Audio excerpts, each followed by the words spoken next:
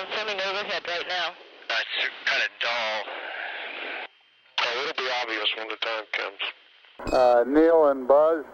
Say again, Houston. Roger, we'd like to get both of you in the field of view of the camera for a minute. Houston, Columbia on the high gain, over. Columbia, this is Houston reading you loud and clear, over. Yeah, this is Houston reading. মানুষের চাঁদ জয়ের ইতিহাস আমাদের সবারই জানা। চাঁদে প্রথমবারের মতো পা রেখে নীল আর্মস্ট্রং এবং তার সাথীরা ইতিহাসে এক অমর জায়গা করে নিয়েছেন।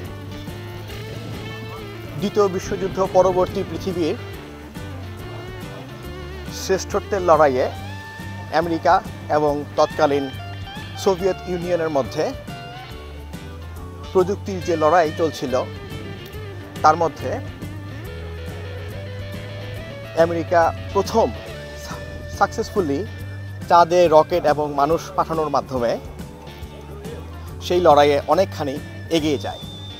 এগুলো আমরা সবাই জানি, কিন্তু আমরা হয়তো জানি না এক্স্যাক্টলি আমেরিকার কোন জায়গা থেকে সেই চাঁদে যাওয়ার রকেটটা উৎক্ষেপণ হয়েছিল।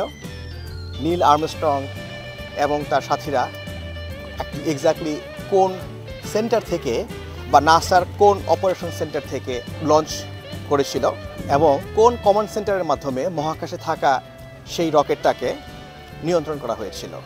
সেই সকল প্রশ্নের উত্তর এবং নাসার খুব চমৎকার একটি ট্যুর নিয়ে আমি আরেফিন আপনাদেরকে স্বাগত জানাচ্ছি আরেফিনস লিভ এন্ড চার্চ চ্যানেলে।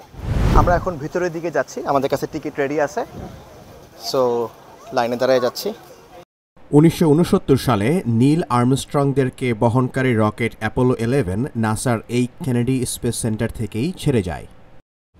এখানকার ট্যুরিস্ট অ্যাট্রাকশনগুলোর মধ্যে জনপ্রিয় কিছু সেগমেন্ট হচ্ছে heroes and legends, US astronauts hall of fame, rocket garden, bus tour, Saturn 5 rocket, Hubble telescope, astronauts training simulation, shuttle launch experience, and my favourite space shuttle Atlantis. Kennedy space সেন্টারে just প্রবেশের পরে প্রথম যে সেকশনটা চোখে পড়বে সেটা হচ্ছে হিরোজ অ্যান্ড লেজেন্ডস। এখানে হচ্ছে এই স্পেস অপারেশনসের জন্য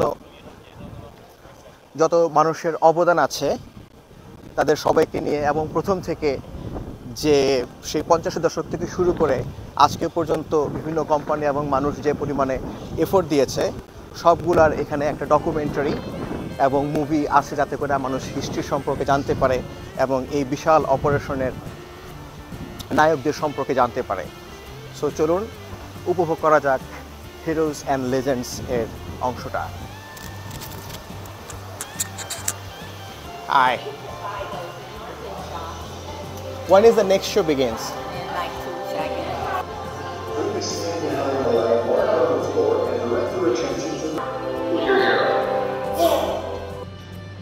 I wonder what it was like to be one of those first astronauts. The 33-ton rocket is poised to hurl America's first man into space at 5,000 miles per hour.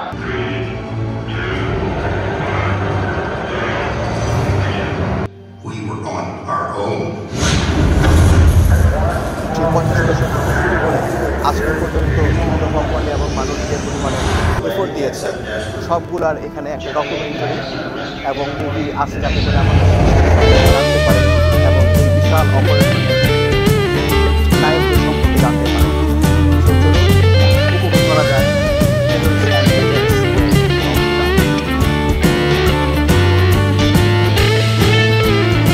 এরপরেই আমরা চলে আসি হল of ফেম সেকশনটা। মহাকাশে প্রথম American Alan shepherd.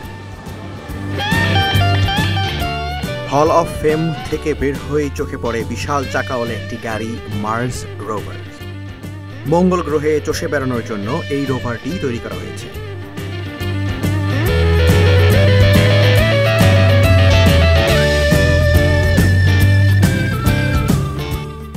এরপরই এই ট্যুরের অন্যতম আকর্ষণ বাস ট্যুরের জন্য উঠে পড়লাম বাসে। এটি আমাকে নাসার রেস্ট্রিক্টেড এরিয়ার ভিতর দিয়ে নিয়ে যাবে। দেখতে পাচ্ছেন পৃথিবীর সবচেয়ে বড় একতলা বিল্ডিং। রকেটগুলো এইখানেই অ্যাসেম্বলি করা হয়।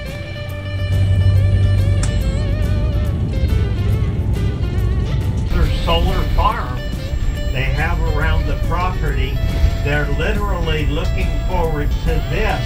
And one thing for sure you don't want to miss seeing is Atlantis while you're here. That's an amazing display of that shuttle.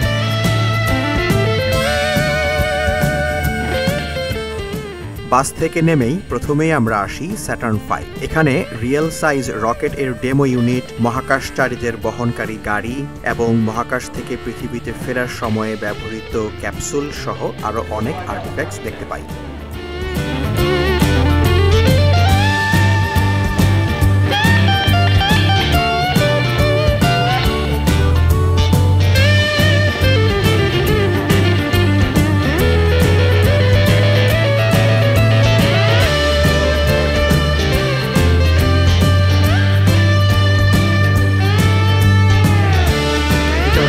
Sample capsule, এই ধরনের ক্যাপসুলে করে অ্যাস্ট্রোনটরা পরে পৃথিবীতে ফিরে। নাসার কেনেডি স্পেস সেন্টারে একটা ইন্টারঅ্যাক্টিভ ফ্লোর আছে এরকম। সেকশনটার নাম হচ্ছে leave your foot step on the moon. সেটার কনসেপ্টটা হচ্ছে এই যে এইখানে চাঁদের মতো সারফেসের মতো ফ্লোর করা আছে। আমি এখন পৃথিবী থেকে চাঁদে প্রবেশ করছি, চাঁদের মাটিতে পা রাখলাম, এরপর সরে গেলে পায়ের ছাপ রেখে দিলাম চাঁদে। আমরা অ্যাপোলোর ভিতরের শোতে যাচ্ছি এখন। ও বিশাল একটা থিয়েটার এখানে।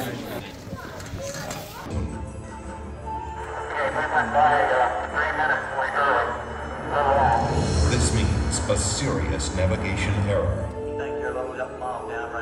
At these speeds, 3 seconds long means missing the safe landing zone by 3 miles. Contact lighting. Okay, engine stop. Tranquility Base here. The Eagle has landed. Rocket Tranquility. We copy you on the ground. You got a bunch of guys about to turn blue. We're breathing again. Thanks a lot.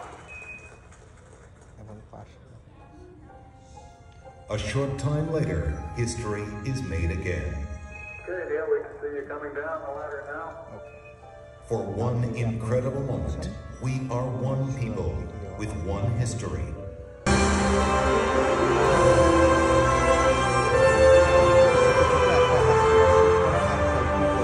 Moon landing এর একটি show দেখে নিলাম। How do you launch a revolution.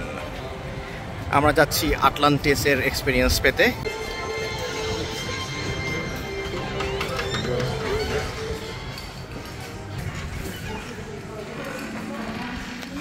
Space shuttle আটলান্টিসের শোতে যাওয়ার জন্য wait করছি বিশাল এক লাইনে। আমি 2 বার আগে এসেছি, 3য়বারের মতো। তারপরও I still don't want to miss it. Plus আপনাদের জন্য ভিডিও করতে হবে। এটা একটা সারিয়াল এক্সপিরিয়েন্সের সময়টা যখন আসবে তখন আপনার স্পেস শাটল হচ্ছে পৃথিবী থেকে স্পেস স্টেশনে বা অরবিটে বিভিন্ন স্যাটেলাইট বা মালামাল বহন করার জন্য বিশেষভাবে তৈরি বাহন, যা বারবার ব্যবহার করা যায়। আমি 2 বার আগে আরো আসছি, কিন্তু তারপরও every time it just gives me a goosebump. আমার গায়ের রুম দাঁড়িয়ে যায়।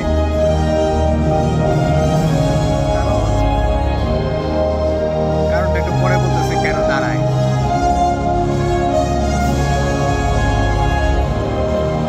আটলান্টিস দ্য স্পেস শাটল 1981 সালে শুরু হয়ে 2011 সাল পর্যন্ত 30 বছর, সর্বমোট 30 বছরের এই মুভিটার মাধ্যমে দেখানো হচ্ছে কেনই বা একটি স্পেস শাটলের প্রয়োজন পড়ল এবং কত বাধা বিপত্তি এবং ফেলিওরের পরে কিভাবে শেষ পর্যন্ত সাকসেসফুলি এটি তৈরি হলো।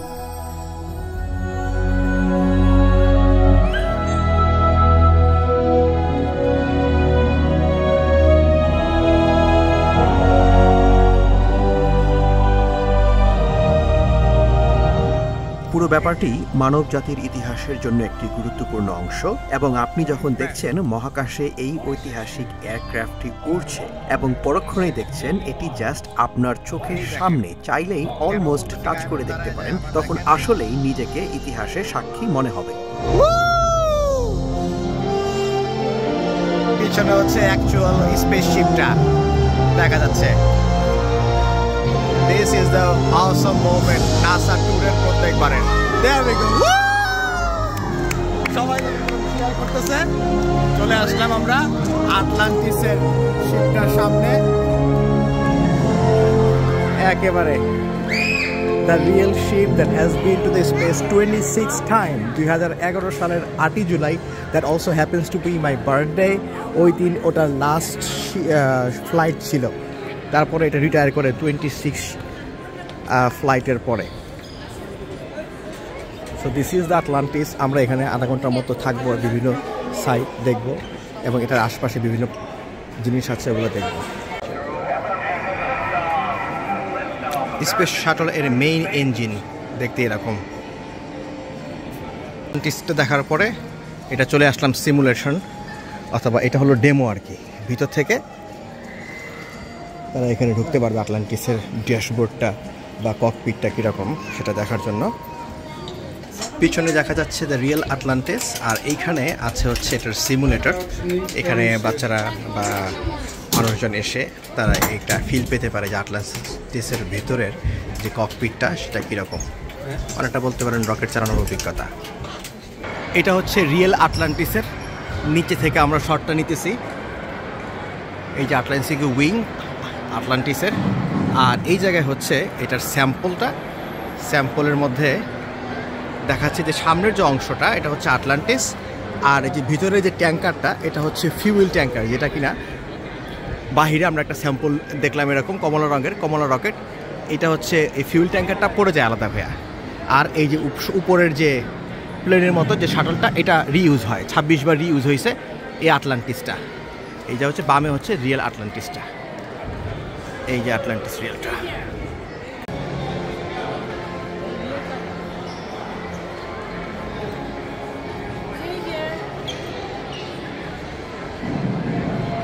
এবং এই পাশটাতে আছে হচ্ছে ইন্টারন্যাশনাল স্পেস স্টেশনের একটা ডেমো এখানে সে খালি পায়ে যেতে হবে ভিতরে ঢুকে বাচ্চারা এটার একটা ফিল নিতে পারবে যে ভিতরে তারা কীভাবে যায় এবং আমরা ডান দিকে চলে যাচ্ছি shuttle launch experience that's something I am waiting for shuttle launch মানে হচ্ছে যে শাটল যখন লঞ্চ হয় বেসিক্যালি রকেট লঞ্চ হয় তখন যে একটা এক্সপিরিয়েন্সটা হয় রিয়েল এক্সপিরিয়েন্স তারা দেওয়ার চেষ্টা করছে এখানে ওটা আমরা এখন যাচ্ছি চলে আসলাম শাটল লঞ্চ এক্সপিরিয়েন্সের সেকশনটাতে আমাদের যে একদম পপুলার হুজুর বলছিল যে তিনি রকেটে উঠছেন রকেটে চড়ে উনি কোথায় যেন গেছেন বেসিক্যালি যদি যেও থাকেন সেটা হচ্ছে শাটল লঞ্চ এক্সপিরিয়েন্স উনি উঠেছিলেন যে কেমন হয় লঞ্চিং এক্সপিরিয়েন্সটা সেটা দেখার জন্য সো আমরাও আজকে দেখবো যে হুজুর আসলে কী দেখছিল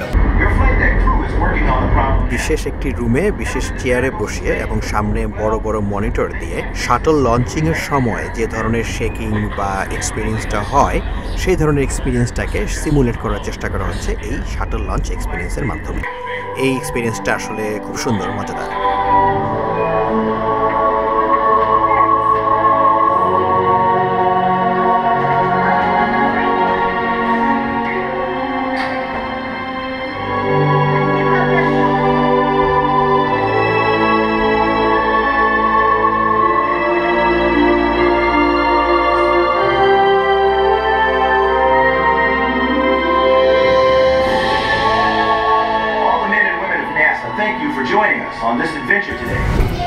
আর এখন এই ভদ্রলোক করতেছেন হচ্ছে ল্যান্ডিং সিমুলেশন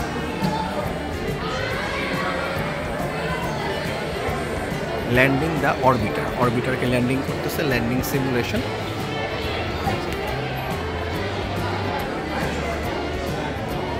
আটলান্টিসের ভিতরে এই সেকশনটা হচ্ছে ফলেন হিরোদের জন্য তার মানে যারা এই বিভিন্ন প্রজেক্টের সময় আটলান্টিসের সময় বিভিন্ন ইস্যুর সময় মারা গেছে আর কি এই যে ফ্রান্সিস আর ডিক কমান্ডার ছিল fallen friends and hero David brown আমরা বাম দিকে দেখতে পাচ্ছি চ্যালেঞ্জারের ধ্বংসাবশেষ এবং ডান দিকে দেখতে পাচ্ছি কলম্বিয়ার ধ্বংসাবশেষ এই দুইটাই হচ্ছে স্পেস শাটল যেটা কিনা পৃথিবীতে ফিরে আসার সময় ধ্বংস হয়ে গেছে এই ওয়ালটাতে 6টা স্পেস শাটলের নাম এবং তাদের ব্রিফ হিস্ট্রি দেওয়া আছে এটা হচ্ছে মিস্টার শাটলস স্পেস শ্যুট যে এই শাটলটা চালাবে তার স্পেস শ্যুট হচ্ছে এইটা আটলান্টিস বিল্ডিংয়ের এই সেকশনটাতে রাখা আছে হাবল টেলিস্কোপের একটা লাইফ সাইজ রেপ্লিকা। তার মানে এক্স্যাক্টলি সেম সাইজের হাবল টেলিস্কোপ যেটা আছে সেটা সেম সাইজের হবে ডাইমেনশন ওয়াইজ। এটা হচ্ছে রিয়েল সাইজ রেপ্লিকা। শাটল এক্সপিরিয়েন্সের পরে এটার এক্সিটের সামনে আমাদেরকে নিয়ে আসলো গিফট শপের পাশে। প্রত্যেকটা টুরিস্ট স্পট বা দর্শনীয় জায়গা যাই হোক না কেন একটা করে গিফট শপ বলতে পারেন থাকবেই, এবং সেখানে তারা চেষ্টা করবে কিছু মানি জেনারেট করার জন্য, কিছু মেমোরেবিলিয়া বিক্রি করার জন্য। আমরা এখানে দেখতে পাচ্ছি একটা শাটল, এই যে আটলান্টিসের সাইজে আটলান্টিসের নাম লেখা একটা শাটল এর ডেমো $13 করে। $13 সুন্দর জিনিসগুলো। যারা এই যে নাসার এই জ্যাকেটটা খুব সুন্দর একটা জিনিস। আর দেখতে পাচ্ছি নাসার এই ক্যাপগুলো হচ্ছে $34.99, 3500 টাকা, প্রায় 3000 টাকার উপরে। নাসার টি শার্ট হচ্ছে $19.99, মানে এই একটা সিম্পল টি শার্ট 2000 টাকা। So they run a big business here also. এবং এখানে বিভিন্ন জিনিস ভেন্ডিং মেশিনের মাধ্যমে আছে। তো সেকশন হচ্ছে journey to the Mars launch by ULA। তো এটা হচ্ছে মার্সের এই যে বুস্টার দিয়ে মার্সে যাওয়ার প্ল্যানিং এবং করতেছে ওরা। স্টেশন সুন্দর তো, যে সামনে দেখো। এটা কি রিয়েল গ্লোব নাকি টিভি? মনে হচ্ছে রিয়েল গ্লোব। টিভিটা এমন ভাবে করছে। IMAX theater. You'll need to head outside and turn to your left. All IMAX presentations and গেটওয়ের ভিতরে চলে আসলাম। এটা হচ্ছে ওদের নতুন একটা সেকশন। ও ওয়াও,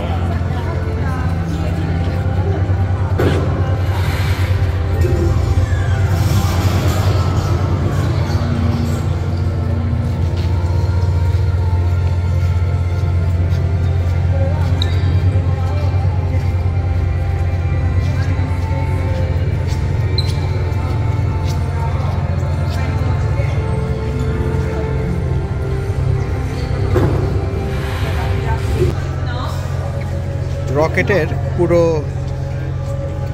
সিস্টেমের একটা মিনিয়েচার অপশন দেওয়া আছে এখানে।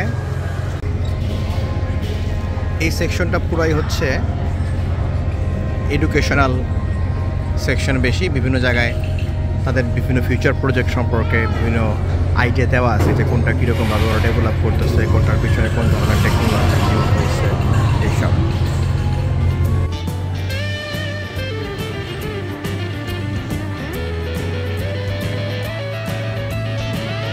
এগুলো হচ্ছে মার্সে যাওয়ার রোভার।